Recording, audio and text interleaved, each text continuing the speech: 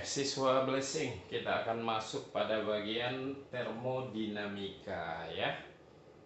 Hukum pertama termodinamika bahwa Q itu kalor, akan sama dengan perubahan energi dalam atau delta U ditambah usaha yang dilakukan oleh sistem ya. Q itu bernilai positif kalau kalor dari luar masuk ke dalam sistem. Sebaliknya negatif kalau kalor keluar dari sistem ya menuju lingkungan.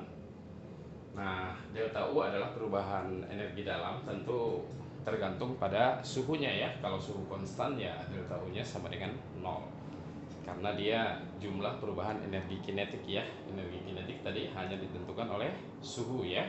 Makin tinggi suhunya, energi kinetiknya makin besar. Jadi hukum pertama termodinamika adalah Q sama dengan delta U tambah W ya. Hukum kedua termodinamika, kalor mengalir secara alami dari benda yang bersuhu panas ke benda yang bersuhu dingin dan tidak mungkin sebaliknya. Hampir sama dengan prinsip gravitasi ya, yaitu air akan mengalir dari tempat yang tinggi ke tempat yang rendah dan tidak mungkin sebaliknya secara spontan ya, kira-kira begitu. Nah, kemudian pada proses termodinamika itu ya, kita lihat ada usaha pada tekanan tetap. Sebenarnya usaha itu dirumuskan dengan ini, integral PdV dari volume 1 ke volume 2. Nanti pada proses isobaris maka diperolehlah usaha sama dengan P kali delta V. Pada proses isokoris, yaitu perubahan volumenya 0, maka usahanya 0. Pada proses isotermal, dari integral ini tadi nanti akan kita peroleh usaha sama dengan nRT. N itu banyaknya molnya, R nya konstanta gas ideal, T adalah suhu, ln V1 per V2 ya.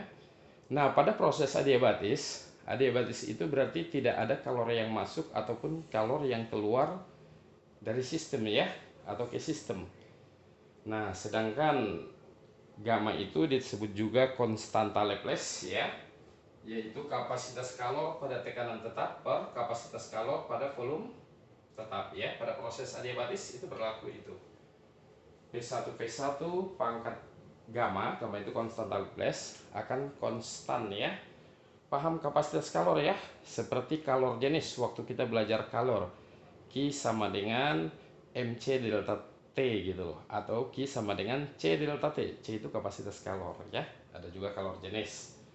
Nah, pada proses adiabatis usaha itu nanti bisa diturunkan ya dari integral ini. Akan kita peroleh 1 per gamma min 1 dikali V1 V awal dikurang V2 V2. Atau bisa juga karena Q-nya 0, usaha itu dari persamaan ini, karena Q-nya 0 ya, usaha itu adalah minus delta U. Bisa juga. Kemudian perubahan energi dalam ya, delta U 3/2 nRT itu pada gas monoatomik karena dia hanya memiliki energi kinetik translasi saja ya. Sedangkan untuk gas diatomik itu tergantung suhunya. Kalau suhunya suhu rendah ya, sekitar 250 Kelvin ke bawah, itu dia hanya memiliki energi kinetik translasinya saja yang dominan, sehingga rumusnya sama dengan perubahan energi dalam gas monoatomik ya. Tapi untuk suhu sedang sekitar 500 Kelvin.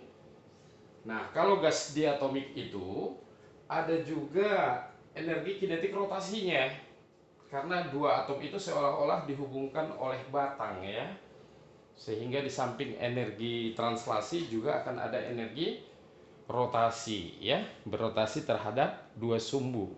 Makanya dari 3/2 menjadi 5/2, bertambah 2 derajat kebebasan. Nah, bahkan untuk suhu tinggi gas diatomik, delta U-nya bisa 7/2 nR delta T. Istilahnya itu sebenarnya 7 derajat kebebasan, yaitu 3 untuk translasi, gerakan sumbu X, sumbu Y, sumbu Z. Kemudian 2 untuk rotasi. Kemudian 2 lagi untuk vibrasi ya, getaran. Gitu ya. Terus kita masuk pada mesin kalor ya. Mesin ideal. Tidak mungkin kita membuat mesin lebih lebih efisien daripada mesin Carnot. Ini namanya siklus Carnot ya. Jadi kalor diserap dari reservoir suhu tinggi, lalu melakukan usaha, sisa kalornya dibuang. Nah, inilah Q1 sama dengan W tambah Q2, kemudian Q1 per T1 akan sama dengan Q2 per T2, akan sama dengan W per T1 min T2, dan efisiensinya tentu usaha yang dihasilkan dibagi kalor yang diserap ya. Kalau pengen dalam persen tentu kali 100%.